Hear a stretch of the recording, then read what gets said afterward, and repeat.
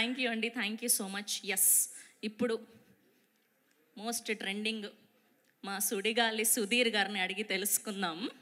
Yes, so sweetest memory ఏంటి, మర్చిపోలేని memory మీ ఫాదర్తో?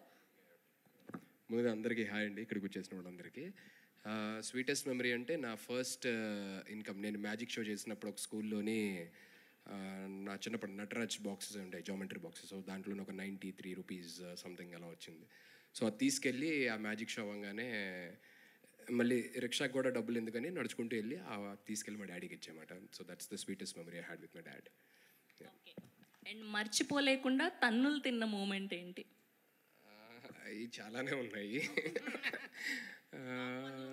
Top వన్లోని సడన్గా గుర్తురావట్లేదు, ఎందుకంటే చాలా ఉన్నప్పుడు గుర్తురావు అన్నమాట, చేసే పనులు అలాంటివి కాబట్టి. సో చిన్నప్పుడు ఏదో ఇంట్లో అల్లరి చేయడం, తమ్ముడికి నాకు గొడవ అవడం ఇలాగా ఉన్నప్పుడు ఏదో మా డాడీ కొట్టడం, ఇంట్లోంచి వచ్చిన బయటికి వెళ్ళిపోవడం, మళ్ళీ రావడం, ఇలా ఐ మీన్ చాలా జరిగాయి. సో బట్ నాట్ అంటే రెగ్యులర్గా కొట్టడం అలాగైతే ఉండేది కాదన్నమాట. ఎప్పుడన్నా బాగా విపరీతమైన అల్లరి చేస్తే ఎప్పుడో ఒకటి ఉండేది, దట్స్ ఇట్, అంతా చేయలేదు.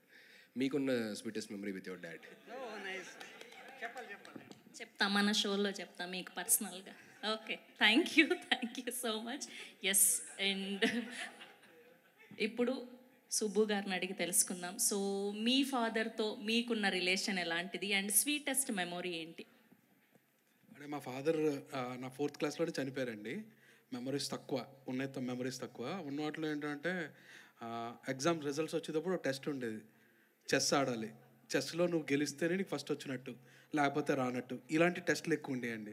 అది స్వీటెస్ట్ అని చెప్పలేం కానీ ఎవ్రీ టైం ఒక ఛాలెంజ్లా ఉండేది. ఇప్పుడు తలుచుకుంటే అదే స్వీటెస్ట్ అనిపిస్తుంది. Thank you, yeah so sorry. Yes, and ఇప్పుడు మధు గారిని అడిగి తెలుసుకుందాం. మీరు నాకు చెప్పారు ఆల్రెడీ ఓన్లీ ఫోటో ఆప్కే పిలవండి అని, అయినా సరే మీరు మాట్లాడాల్సిందే. అదే మా ఫాదర్ది